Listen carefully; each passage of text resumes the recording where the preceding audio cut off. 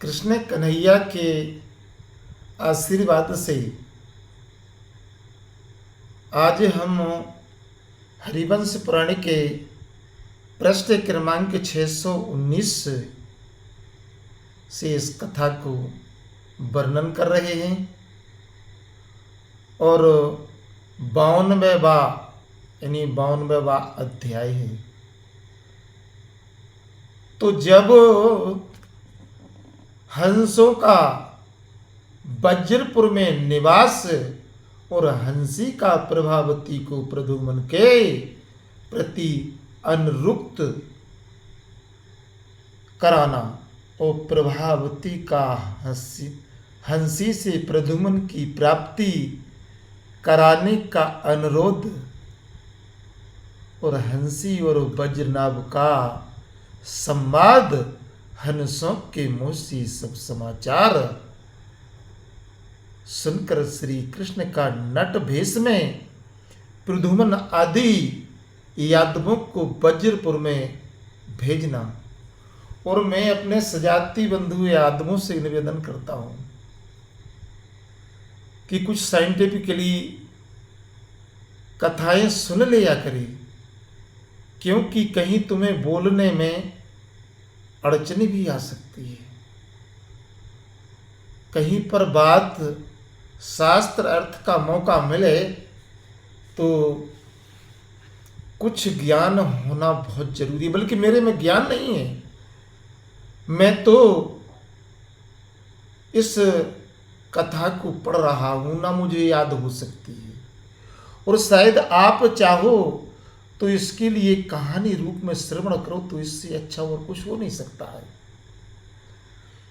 तो श्री वैष्णव प्राणी जी कहते हैं कि राजा जन्मेजय इंद्र की यह बात सुनकर वे हंस वज्रपुर में गए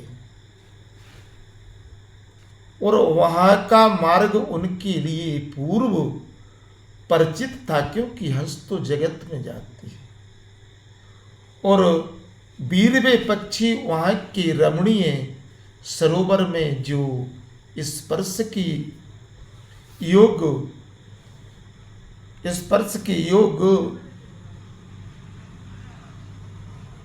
स्वर्णमय कमलों से आवृत थे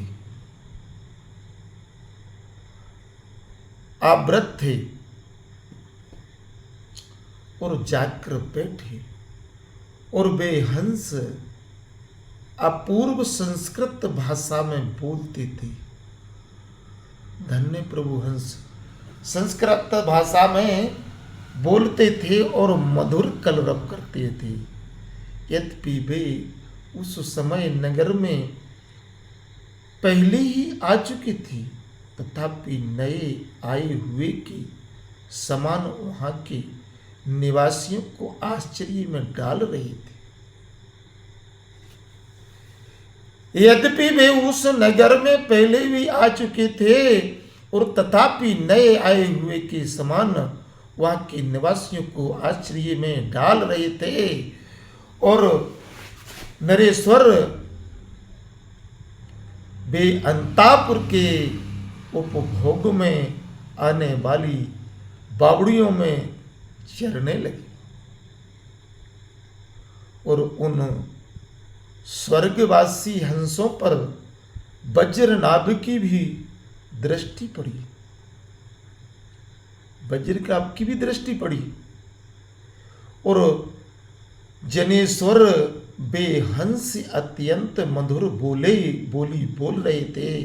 उन्हें देखकर उस दैत्य ने उनसे इस प्रकार कहा कि हंसो, तुम लोग सदा स्वर्ग लोक में रमते और मनोहर बोली बोलते हो, और जब कभी यहाँ हम लोगों के घर उत्सव हो, तुम्हें इसका पता लग जाए, तब तुम अवश्य यहाँ पधारना। यह तुम्हारा अपना ही घर है और स्वर्गलोकवासी हंसों का यहाँ निर्भय होकर प्रवेश करना चाहिए। हंसों को यहाँ निर्भय होकर प्रवेश करना चाहिए। और भारत वज्रभान के वज्रनाभ के ऐसा कहने पर उन पक्षियों ने तथास्तु कहकर और उसकी बात मान ली और उस दानव राज्य के महल में प्रवेश कर गए और उन्होंने देवताओं के कार्य को सिद्ध करने की इच्छा से वहां सबसे परिचय प्राप्त किया और वे मनुष्यों के सी बोली बोलते और भांति भांति की कथाएं कहते हैं। हंस उस समस्त कल्याणमय पदार्थों का उपभोग करने वाले कश्यप वंशी दानवों की स्त्रियां अपने वंश से संबंध रखने वाली सुसंगत कथाएं सुनती हैं और उनमें विशेष रूप से रम जाती थी और तदंतर वहां विचरते हुए हंसों ने उस समय वज्रनाभ की पुत्री मनोहर मुस्कान वाली सुंदरी प्रभावती को देखा और फिर उन सभी हंसों ने उस चारु हंसनी राजकुमारी से परिचय कर लिया और राजकुमारी प्रभावती ने उस समय सूचमुखी नाम वाली हंसी को अपनी सखी बना लिया, यानी प्रेम का बना लिया। जो सहेलियां लड़कियों की होती हैं वो सहेली बना लिया। एक दिन की बात की सूचमुखी ने सैकड़ों कथाएं तथा भांति भांति की सुंदर युक्तियां सुनाकर अपनी श्रेष्ठ सखी वज्रनाभ कुमारी प्रभावती के मन में पूर्ण विश्वास पैदा कर लिया और तत्पश्चात उसने पूछा कि प्रभावती में तुम्हें त्रिभुवन की अद्वितीय सुंदरी मानती हूं और देवी तुम रूपशील और गुणों की में श्रेष्ठ हो।